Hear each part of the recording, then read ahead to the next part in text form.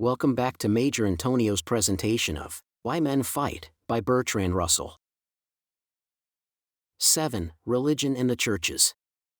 Almost all the changes which the world has undergone since the end of the Middle Ages are due to the discovery and diffusion of new knowledge. This was the primary cause of the Renaissance, the Reformation, and the Industrial Revolution. It was also very directly the cause of the decay of dogmatic religion. The study of classical texts in early church history, Copernican astronomy and physics, Darwinian biology and comparative anthropology have each in turn battered down some part of the edifice of Catholic dogma, until, for almost all thinking and instructed people, the most that seems defensible is some inner spirit, some vague hope, and some not very definite feeling of moral obligation.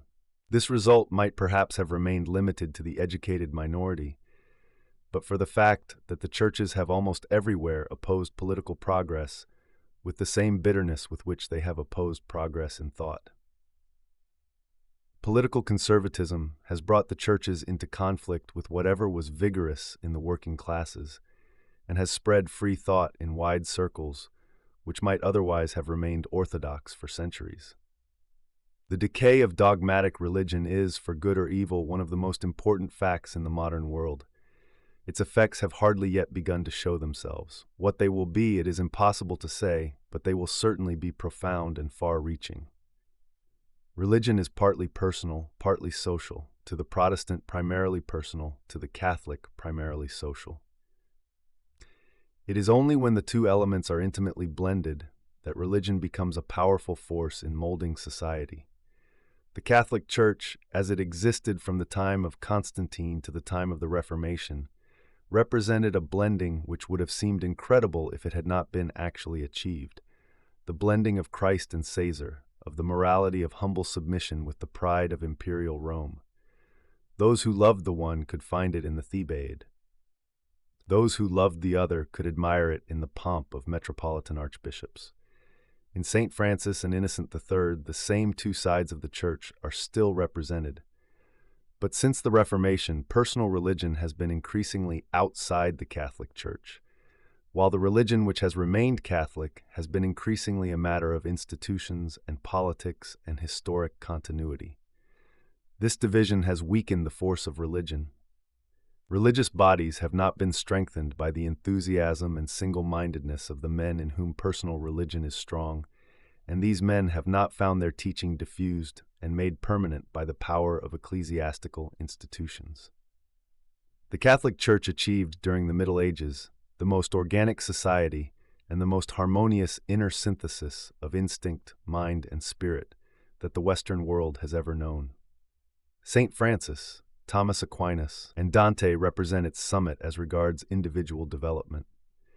The cathedrals, the mendicant orders, and the triumph of the papacy over the empire represent its supreme political success. But the perfection which had been achieved was a narrow perfection. Instinct, mind, and spirit all suffered from curtailment in order to fit into the pattern. Laymen found themselves subject to the Church in ways which they resented, and the Church used its power for rapacity and oppression. The perfect synthesis was an enemy to new growth. And after the time of Dante, all that was living in the world had first to fight for its right to live against the representatives of the old order. This fight is even now not ended. Only when it is quite ended, both in the external world of politics and in the internal world of men's own thoughts, will it be possible for a new organic society and a new inner synthesis to take the place which the Church held for 1,000 years.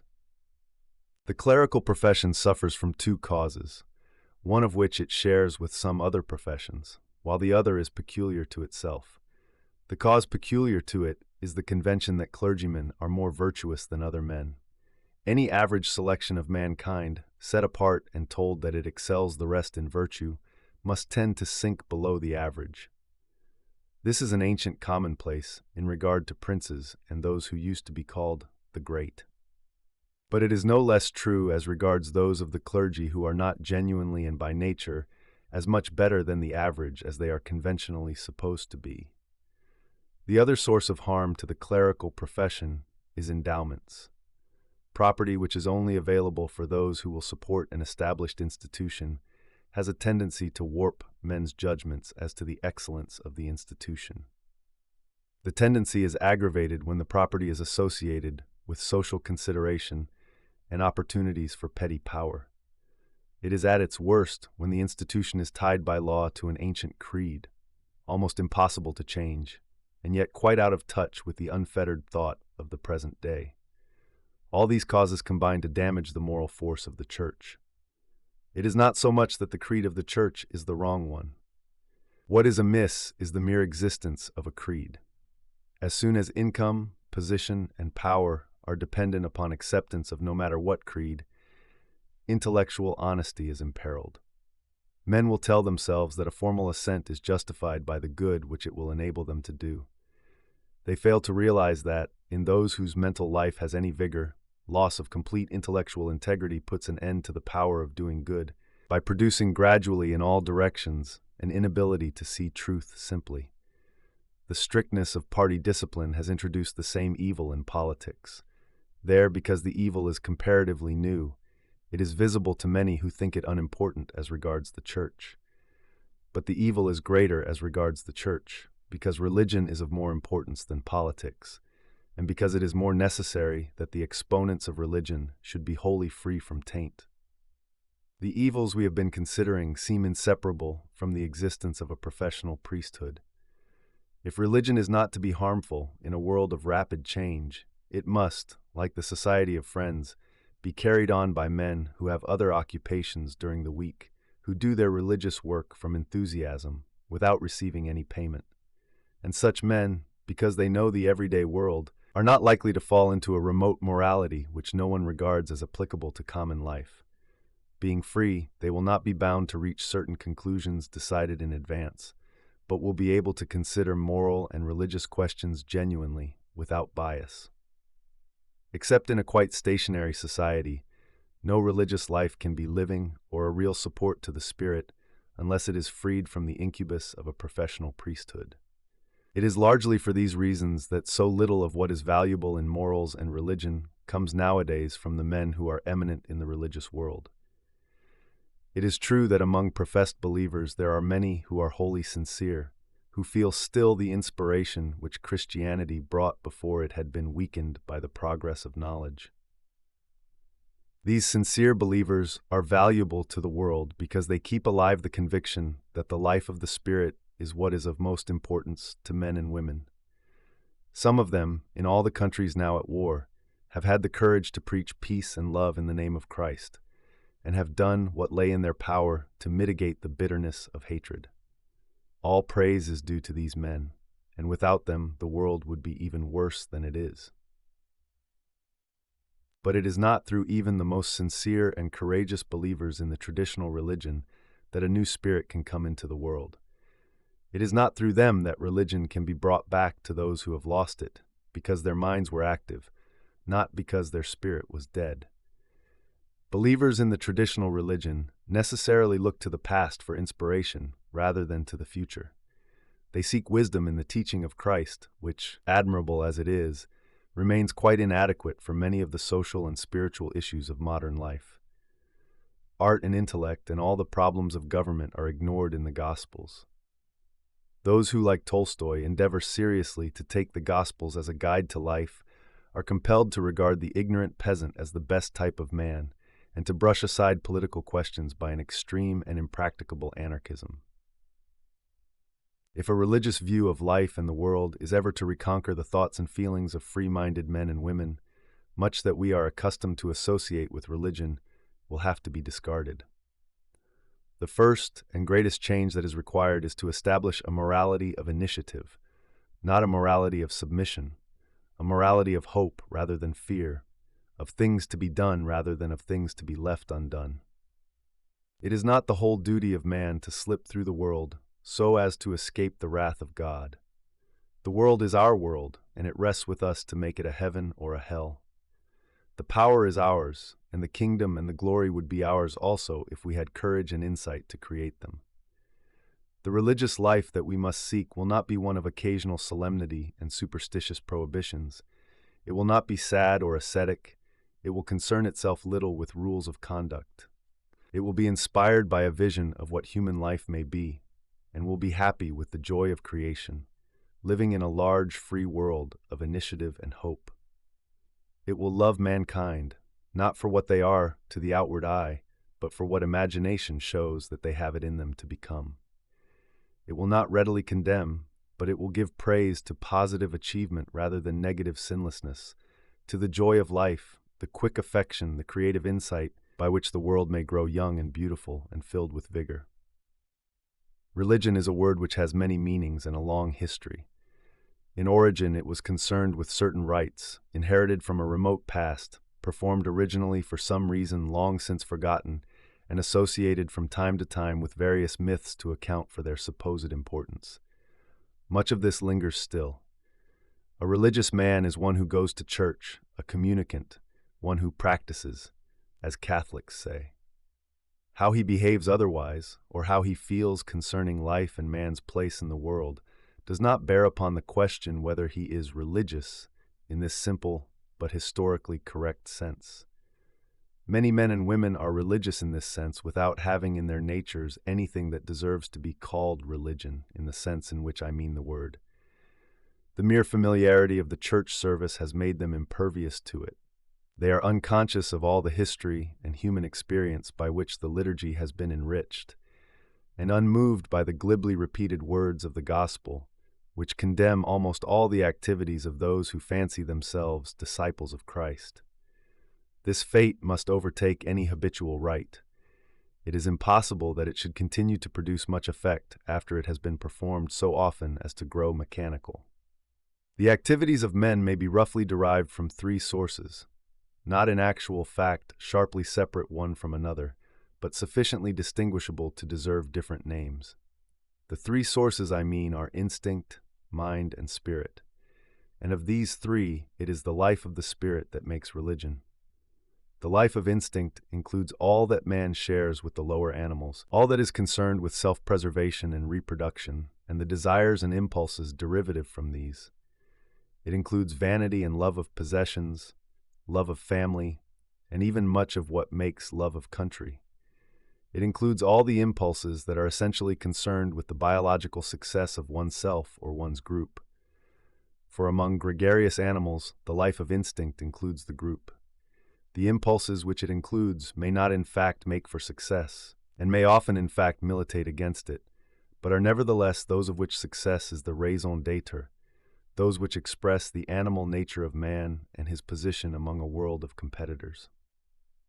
The life of the mind is the life of pursuit of knowledge, from mere childish curiosity up to the greatest efforts of thought. Curiosity exists in animals and serves an obvious biological purpose, but it is only in men that it passes beyond the investigation of particular objects which may be edible or poisonous, friendly or hostile. Curiosity is the primary impulse out of which the whole edifice of scientific knowledge has grown. Knowledge has been found so useful that most actual acquisition of it is no longer prompted by curiosity. Innumerable other motives now contribute to foster the intellectual life. Nevertheless, direct love of knowledge and dislike of error still play a very large part, especially with those who are most successful in learning. No man acquires much knowledge unless the acquisition is in itself delightful to him, apart from any consciousness of the use to which the knowledge may be put. The impulse to acquire knowledge and the activities which center round it constitute what I mean by the life of the mind. The life of the mind consists of thought, which is wholly or partially impersonal, in the sense that it concerns itself with objects on their own account, and not merely on account of their bearing upon our instinctive life. The life of the spirit centers round impersonal feeling, as the life of the mind centers round impersonal thought. In this sense, all art belongs to the life of the spirit, though its greatness is derived from its being also intimately bound up with the life of instinct. Art starts from instinct and rises into the region of the spirit. Religion starts from the spirit and endeavors to dominate and inform the life of instinct.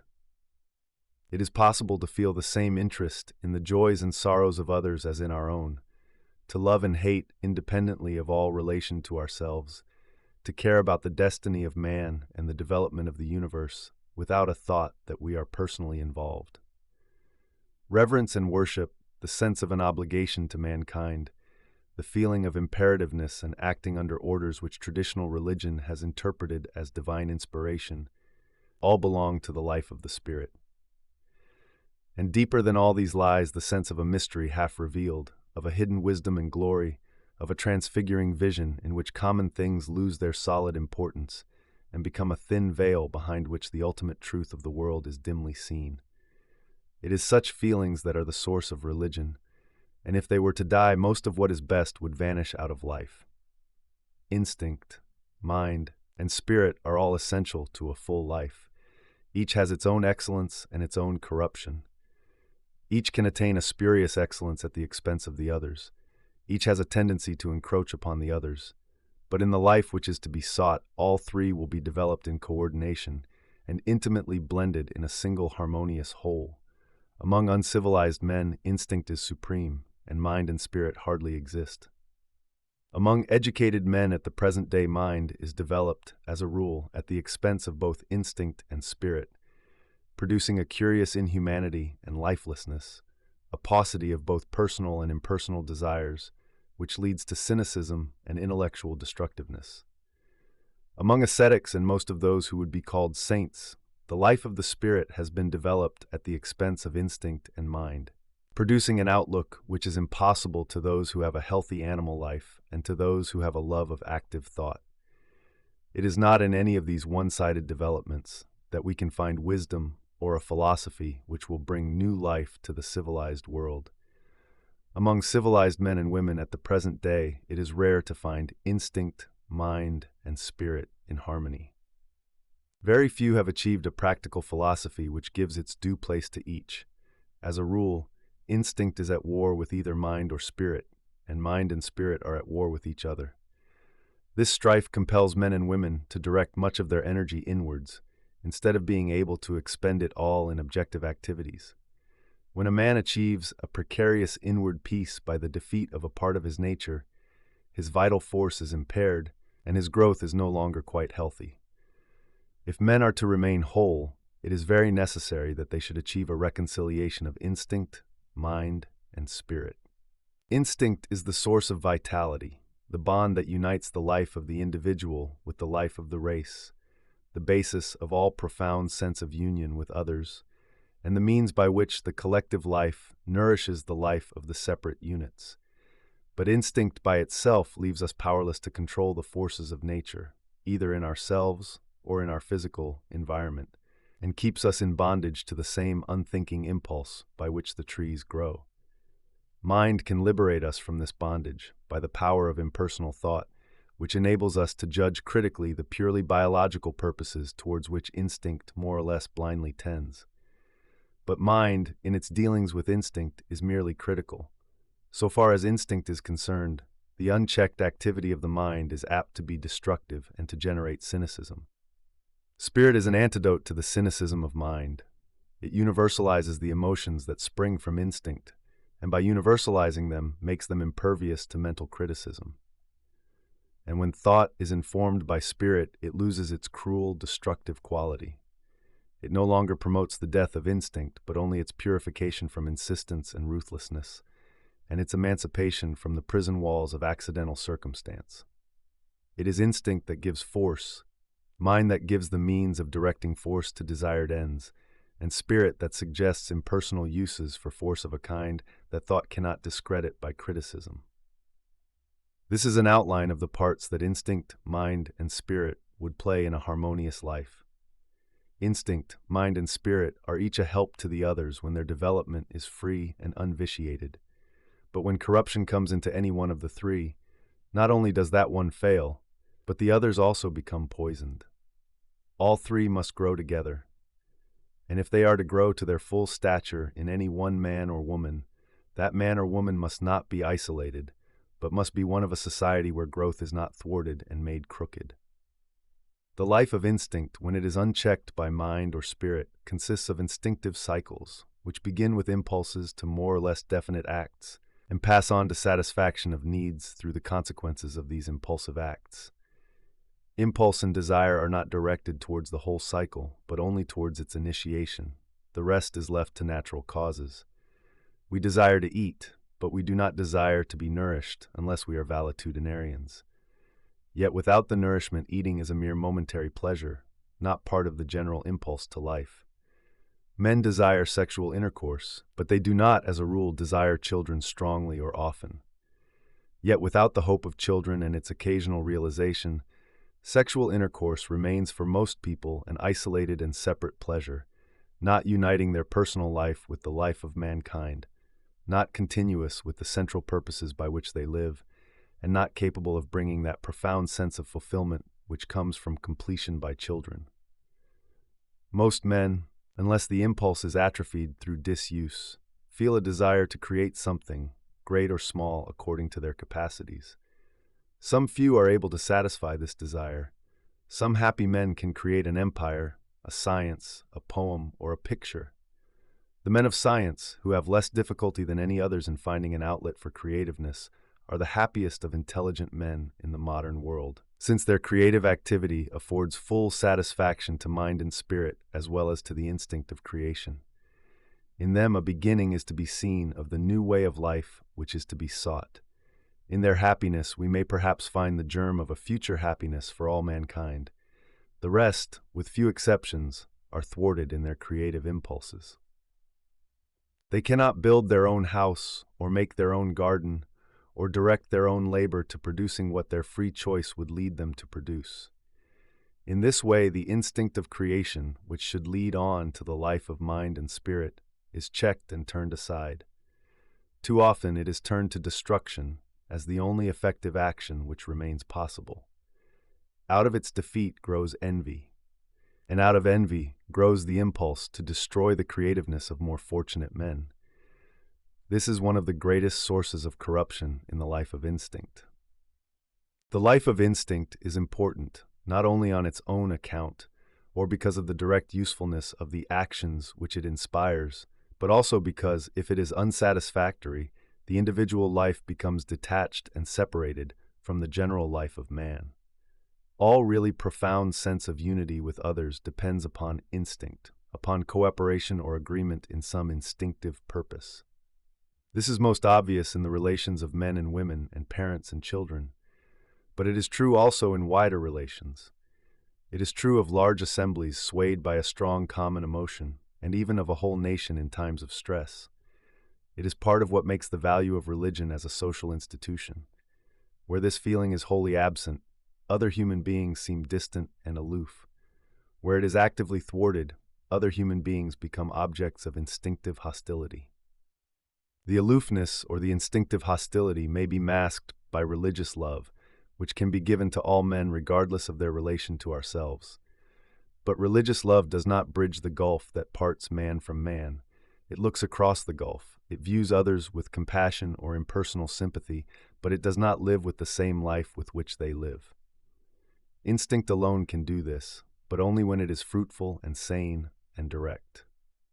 To this end, it is necessary that instinctive cycles should be fairly often completed, not interrupted in the middle of their course. At present, they are constantly interrupted, partly by purposes which conflict with them for economic or other reasons, partly by the pursuit of pleasure, which picks out the most agreeable part of the cycle and avoids the rest. In this way, instinct is robbed of its importance and seriousness. It becomes incapable of bringing any real fulfillment.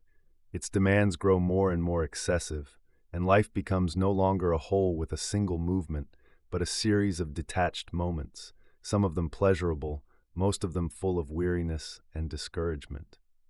The life of the mind, although supremely excellent in itself, cannot bring health into the life of instinct, except when it results in a not too difficult outlet for the instinct of creation. In other cases, it is, as a rule, too widely separated from instinct, too detached, too destitute of inward growth, to afford either a vehicle for instinct or a means of subtilizing and refining it. Thought is in its essence impersonal and detached. Instinct is in its essence personal and tied to particular circumstances. Between the two, unless both reach a high level, there is a war which is not easily appeased. This is the fundamental reason for vitalism, futurism, pragmatism, and the various other philosophies which advertise themselves as vigorous and virile. All these represent the attempt to find a mode of thought which shall not be hostile to instinct. The attempt, in itself, is deserving of praise, but the solution offered is far too facile. What is proposed amounts to a subordination of thought to instinct, a refusal to allow thought to achieve its own ideal. Thought which does not rise above what is personal is not thought in any true sense. It is merely a more or less intelligent use of instinct. It is thought and spirit that raise man above the level of the brutes. By discarding them, we may lose the proper excellence of men, but cannot acquire the excellence of animals. Thought must achieve its full growth before a reconciliation with instinct is attempted. When refined thought and unrefined instinct coexist, as they do in many intellectual men, the result is a complete disbelief in any important good to be achieved by the help of instinct. According to their disposition, some such men will as far as possible discard instinct and become ascetic, while others will accept it as a necessity, leaving it degraded and separated from all that is really important in their lives. Either of these courses prevents instinct from remaining vital or from being a bond with others. Either produces a sense of physical solitude, a gulf across which the minds and spirits of others may speak, but not their instincts. To very many men, the instinct of patriotism, when the war broke out, was the first instinct that had bridged the gulf, the first that had made them feel a really profound unity with others. This instinct, just because, in its intense form, it was new and unfamiliar, had remained uninfected by thought, not paralyzed or devitalized by doubt and cold detachment. The sense of unity which it brought is capable of being brought by the instinctive life of more normal times, if thought and spirit are not hostile to it. And so long as this sense of unity is absent, instinct and spirit cannot be in harmony, nor can the life of the community have vigor and the seeds of new growth. The life of the mind, because of its detachment, tends to separate a man inwardly from other men, so long as it is not balanced by the life of the spirit. For this reason, mind without spirit can render instinct corrupt or atrophied, but cannot add any excellence to the life of instinct. On this ground, some men are hostile to thought, but no good purpose is served by trying to prevent the growth of thought, which has its own insistence, and if checked in the directions in which it tends naturally, will turn into other directions where it is more harmful. And thought is in itself godlike. If the opposition between thought and instinct were irreconcilable, it would be thought that ought to conquer. But the opposition is not irreconcilable. All that is necessary is that both thought and instinct should be informed by the life of the spirit. In order that human life should have vigor, it is necessary for the instinctive impulses to be strong and direct. But in order that human life should be good, these impulses must be dominated and controlled by desires less personal and ruthless, less liable to lead to conflict than those that are inspired by instinct alone. Something impersonal and universal is needed over and above what springs out of the principle of individual growth. It is this that is given by the life of the spirit. Patriotism affords an example of the kind of control which is needed. Patriotism is compounded out of a number of instinctive feelings and impulses. Love of home, love of those whose ways and outlook resemble our own, the impulse to cooperation in a group, the sense of pride in the achievements of one's group. All these impulses and desires, like everything belonging to the life of instinct, are personal, in the sense that the feelings and actions which they inspire towards others are determined by the relation of those others to ourselves, not by what those others are intrinsically. All these impulses and desires unite to produce a love of man's own country, which is more deeply implanted in the fiber of his being, and more closely united to his vital force, than any love not rooted in instinct. But if spirit does not enter into generalized love of country, the exclusiveness of instinctive love makes it a source of hatred of other countries. What spirit can effect is to make us realize that other countries equally are worthy of love, that the vital warmth which makes us love our own country reveals to us that it deserves to be loved, and that only the poverty of our nature prevents us from loving all countries as we love our own. In this way, instinctive love can be extended in imagination, and a sense of the value of all mankind can grow up, which is more living and intense than any that is possible to those whose instinctive love is weak. Mind can only show us that it is irrational to love our own country best. It can weaken patriotism, but cannot strengthen the love of all mankind. Spirit alone can do this, by extending and universalizing the love that is born of instinct. And in doing this, it checks and purifies whatever is insistent or ruthless or oppressively personal in the life of instinct. The same extension through spirit is necessary with other instinctive loves, if they are not to be enfeebled or corrupted by thought. The love of husband and wife is capable of being a very good thing, and when men and women are sufficiently primitive, nothing but instinct and good fortune is needed to make it reach a certain limited perfection. But as thought begins to assert its right to criticize instinct, the old simplicity becomes impossible. The love of husband and wife, as unchecked instinct leaves it, is too narrow and personal to stand against the shafts of satire until it is enriched by the life of the spirit. The romantic view of marriage, which our fathers and mothers professed to believe, will not survive an imaginative peregrination down a street of suburban villas, each containing its couple, each couple having congratulated themselves as they first crossed the threshold, that here they could love in peace, without interruption from others, without contact with the cold outside world. The separateness and stuffiness, the fine names for cowardices and timid vanities that are shut within the four walls of thousands upon thousands of little villas, present themselves coldly and mercilessly to those in whom mind is dominant at the expense of spirit. Nothing is good in the life of a human being except the very best that his nature can achieve. As men advance, things which have been good cease to be good, merely because something better is possible. So it is with the life of instinct. For those whose mental life is strong, much that was really good while mind remained less developed has now become bad merely through the greater degree of truth in their outlook on the world. The instinctive man in love feels that his emotion is unique, that the lady of his heart has perfections such as no other woman ever equaled. The man who has acquired the power of impersonal thought realizes, when he is in love, that he is one of so many millions of men who are in love at this moment, that not more than one of all the millions can be right in thinking his love supreme, and that it is not likely that that one is oneself. He perceives that the state of being in love in those whose instinct is unaffected by thought or spirit is a state of illusion, serving the ends of nature and making a man a slave to the life of the species, not a willing minister to the impersonal ends which he sees to be good. Thought rejects this slavery. For no end that nature may have in view will thought abdicate or forego its right to think truly. Better the world should perish than that I or any other human being should believe a lie. This is the religion of thought, in whose scorching flames the dross of the world is being burned away. It is a good religion, and its work of destruction must be completed. But it is not all that man has need of. New growth must come after the destruction, and new growth can come only through the spirit.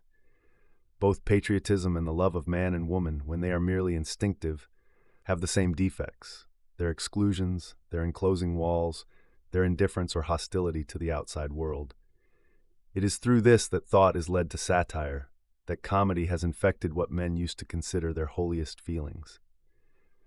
The satire and the comedy are justified, but not the death of instinct, which they may produce if they remain in supreme command. They are justified, not as the last word of wisdom, but as the gateway of pain through which men pass to a new life, where instinct is purified and yet nourished by the deeper desires and insight of spirit.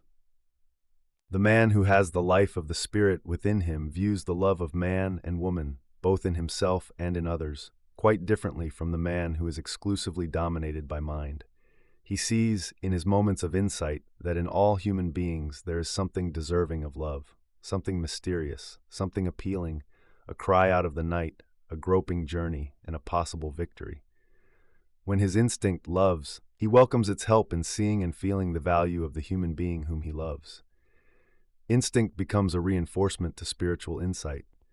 What instinct tells him, spiritual insight confirms, However much the mind may be aware of littlenesses, limitations, and enclosing walls that prevent the spirit from shining forth. His spirit divines in all men what his instinct shows him in the object of his love. The love of parents for children has need of the same transformation. The purely instinctive love, unchecked by thought, uninformed by spirit, is exclusive, ruthless, and unjust. No benefit to others is felt by the purely instinctive parent to be worth an injury to one's own children. Honor and conventional morality place certain important practical limitations on the vicarious selfishness of parents, since a civilized community exacts a certain minimum before it will give respect. But within the limits allowed by public opinion, parental affection, when it is merely instinctive, will seek the advantage of children without regard to others. Mind can weaken the impulse to injustice and diminish the force of instinctive love, but it cannot keep the whole force of instinctive love and turn it to more universal ends. Spirit can do this. It can leave the instinctive love of children undimmed and extend the poignant devotion of a parent in imagination to the whole world. And parental love itself will prompt the parent who has the life of the Spirit to give to his children the sense of justice, the readiness for service, the reverence, the will that controls self-seeking, which he feels to be a greater good than any personal success. The life of the Spirit has suffered in recent times by its association with traditional religion, by its apparent hostility to the life of the mind, and by the fact that it has seemed to center in renunciation. The life of the Spirit demands readiness for renunciation when the occasion arises, but is in its essence as positive and as capable of enriching individual existence as mind and instinct are. It brings with it the joy of vision, of the mystery and profundity of the world, of the contemplation of life, and above all, the joy of universal love. It liberates those who have it from the prison house of insistent personal passion and mundane cares. It gives freedom and breadth and beauty to men's thoughts and feelings, and to all their relations with others. It brings the solution of doubts, the end of the feeling that all is vanity. It restores harmony between mind and instinct, and leads the separated unit back into his place in the life of mankind. For those who have once entered the world of thought, it is only through spirit that happiness and peace can return.